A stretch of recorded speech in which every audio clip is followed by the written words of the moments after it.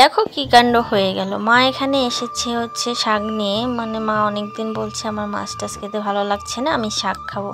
তো মা সুন্দরভাবে শাকটা তুলে নিয়ে এসেছে। আর এই ফাঁকে আমার আব্বা কি করেছে, ধুম করে বাজার থেকে একটা বাজার করে নিয়ে এসেছে। আর কি যেন একটা মাছ এনেছে।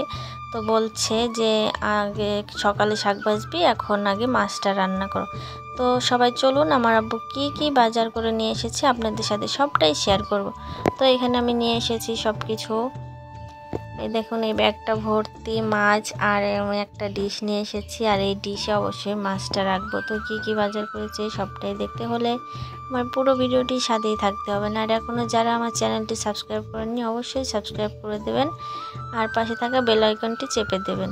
তো এই দেখুন, এখানে আমি বের করে নিয়েছি। এখানে হচ্ছে মাছ, বেগুন, আর যেহেতু আমার মা পান খায়, পাতা খায়, সেই পাতা নিয়ে এসেছে। আর হচ্ছে গুড় এনেছে, মরিচ এনেছে, আর তেল এনেছে। আর এই দেখুন মাছ এনেছে। তো এগুলো কি মাছ আশা করি সবাই কম বেশি আপনারা সবাই চেনেন এই মাছগুলো। তো অনেকগুলো আছে, তো তাই এখন আমি সবগুলো মাছ কুটে ধুয়ে নেব। আর যেহেতু আমি যদি বাড়িতে থাকি তাহলে মাছগুলো প্রায় সময় আমিই কুটে নিই।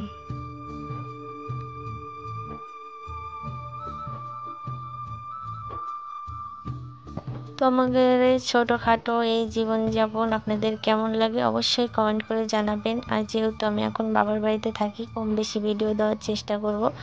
যখন শ্বশুর বাড়িতে যাই তখন একটু কম ভিডিও দেওয়া হয়, কারণ তো সবাই তো বোঝেনি, শ্বশুর বাড়ি সবাইকে এইসব পছন্দ করে না আর কি ভিডিও করা। তবু লোকে এলাকে যতটুকু পারি তো আপনাদের সাথে শেয়ার করি। তো এই মাছের মধ্যে শুধু এক জাতের মাছই না, বেশ 2-3 রকমের জাতের মাছ আছে। তো সবটাই আপনাদের সাথে শেয়ার করলাম।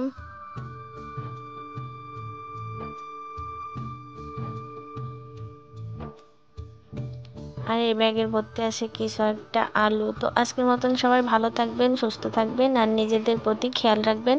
আর আপনাদের এই ছোট্ট বোনটিকে একটু বেশি বেশি সাপোর্ট করবেন, যাতে আমরা সামনের দিকে এগিয়ে যেতে পারি। আপনাদের সাপোর্ট ছাড়া কোনো কিছুই সম্ভব না, কারণ একার সাপোর্টে কখনো একটা চ্যানেল দাঁড়াতে পারে না।